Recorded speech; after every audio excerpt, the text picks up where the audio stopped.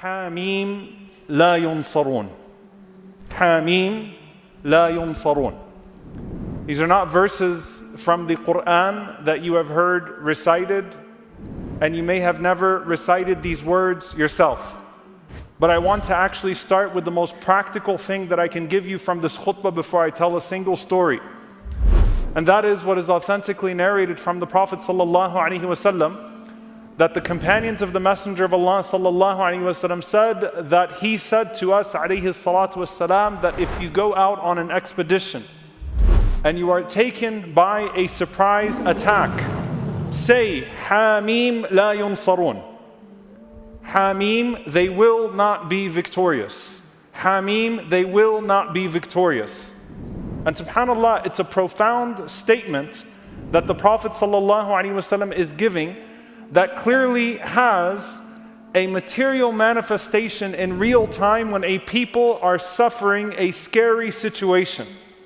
And there is an equivalent to this on a personal level.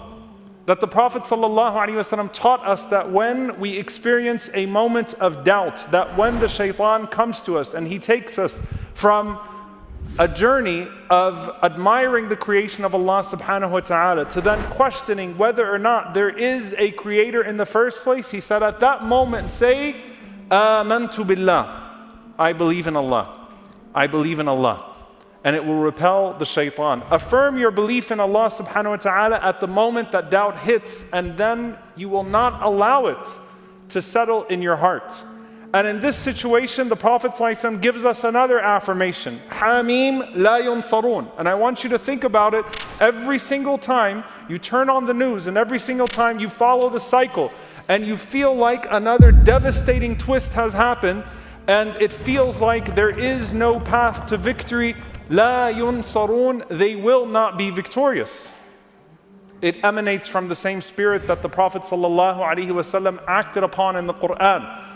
That when they see the opposing army and it appears to be very large, and when the numbers seem not to be in their favor, they say, Hasbunallah wa ni'mal wakil. Allah is sufficient for us and He is the best protector.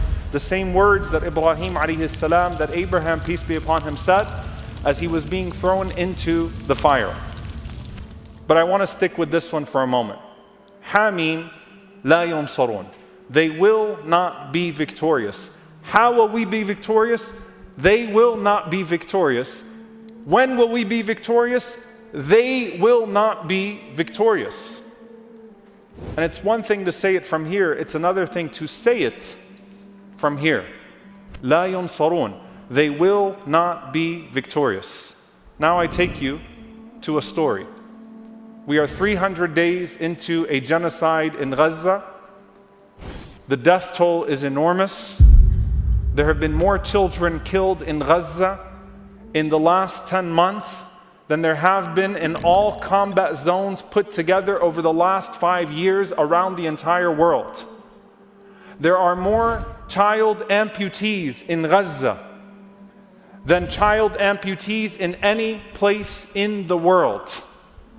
And there is a Pharaoh that gloats and that laughs in front of a TV screen, and you see it. And like every human being, and any person who has an ounce of empathy in their heart, it hurts for a moment. And then that moment carries on and it becomes a day. And you can choose at that point to either become indifferent or deflated and despondent, or to renew your trust in Allah subhanahu wa ta'ala. I want to take you back to the story of the original Pharaoh, not the Pharaoh in Benjamin Netanyahu, the original Pharaoh, and how Allah subhanahu wa ta'ala foiled his plan in the wake of his own genocide, his child genocide. When we look in the story of Pharaoh, we find that there are two moments in which he carries out this massacre of children. The first one, he does so as a precaution. As the Mufassirin mention, that Pharaoh saw a dream. In one narration of that dream, he saw a fire that came from Al-Bayt al-Maqdis, that came from Jerusalem, and that overtook every single home in Egypt, except for Bani Israel. In another narration, he saw a child from Bani Israel rising to take his throne. On top of that, some of the Mufassirin mention that Ibrahim alayhi salam had prophesied that a child from his descendants would overthrow a Pharaoh. And Pharaoh gathers at his time, as we all know, the Sahara, the sorcerers, the fortune tellers, the magicians. And he tells them about this dream. And to a tyrant, all children are disposable. There is no regard for human life. And he says to his advisors, from the soothsayers and the fortune tellers and the magicians, what am I to do with this dream? And they say to him that the safest way to deal with this is to murder each and every single child from Bani Israel. يُذَبِّحُونَ أَبْنَاءَكُمْ وَيَسْتَحْيُونَ نِسَاءَكُمْ. Kill all the boys that were born this year and spare only the girls. And so I want you to think about the operation as it takes place. Imagine the horror of every mother who already went through the pain of childbirth when the soldiers of Pharaoh show up at her house and are completely stone cold to any type of plea from the mom to please spare this child of mine. And one by one, they murdered each and every single boy that they could find. Some mothers tried to hide their children, but these soldiers were ruthless. And subhanAllah, some of the narrations say 20, 30, 40,000 boys were killed.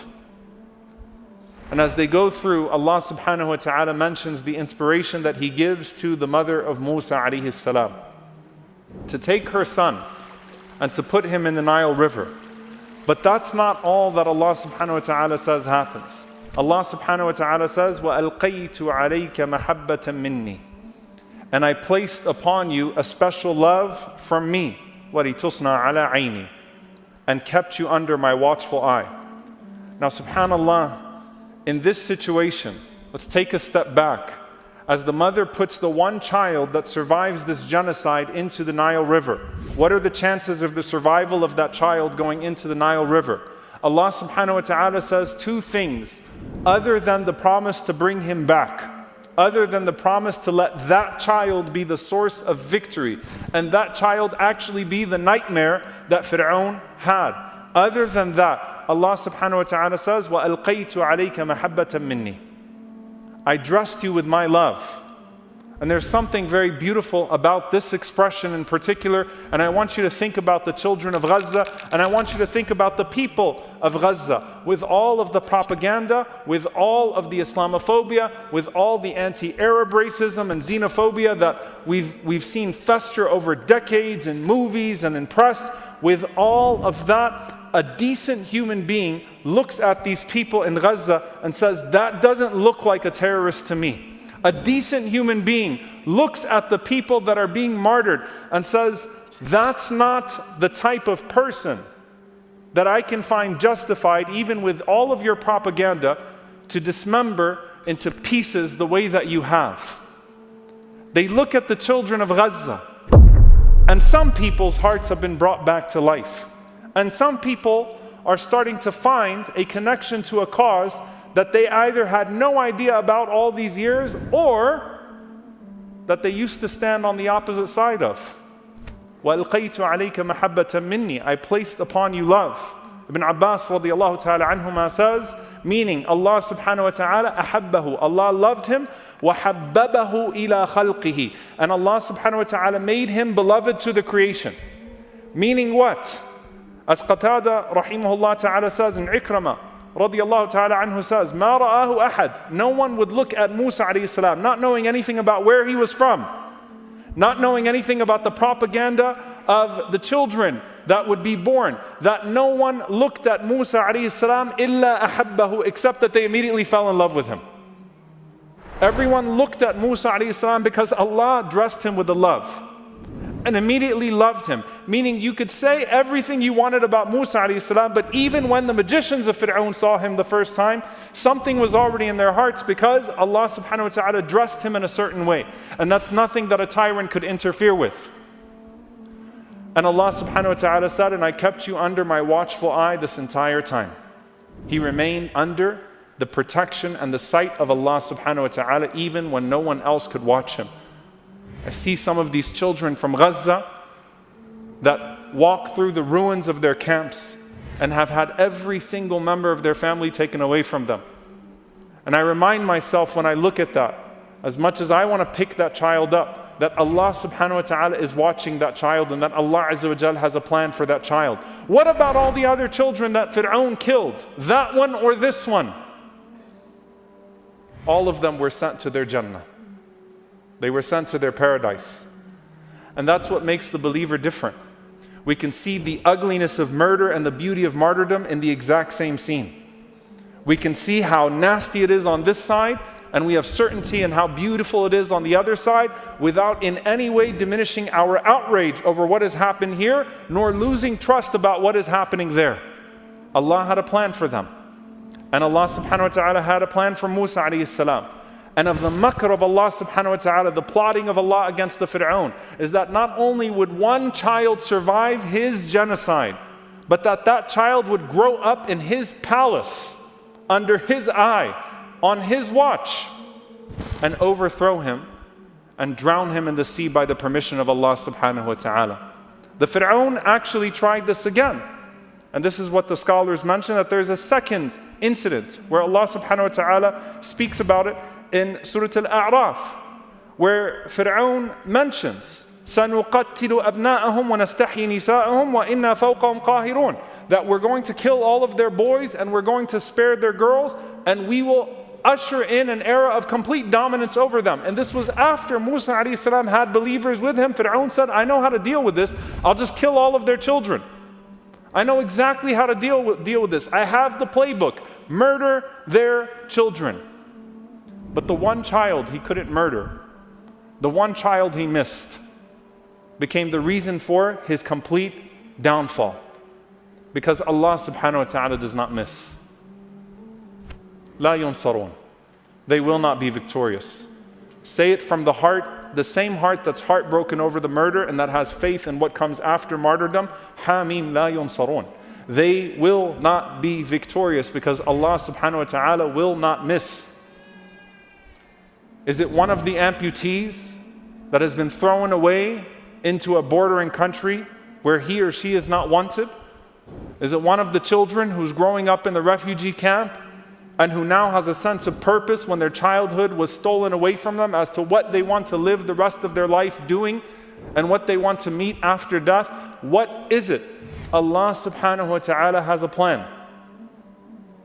And the tyrant always misses someone.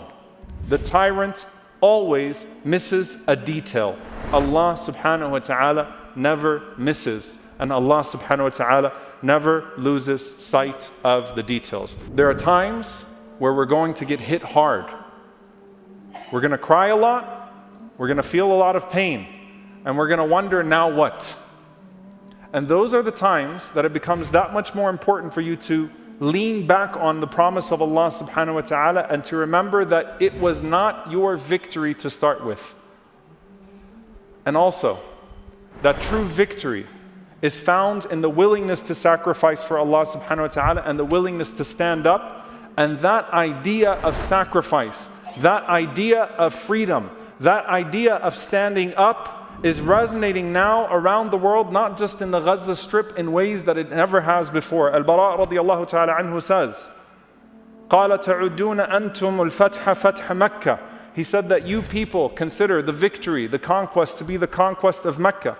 وَقَدْ كَانَ فَتْحُ مَكَّةَ فَتْحًا. And indeed, the conquest of Mecca was a victory.